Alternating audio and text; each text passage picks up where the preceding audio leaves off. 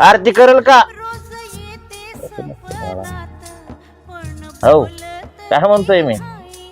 आणि हे बघ असं समजू नको की आबा तुमचा माझ्यावर अजिबात जीव नाही.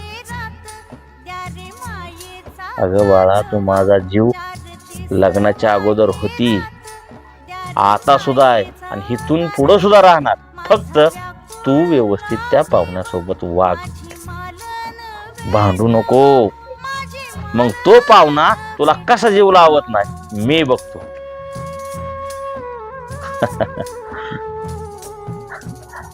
राग आला बर. लेकीला सुद्धा आपल्या खरं पटत नाही.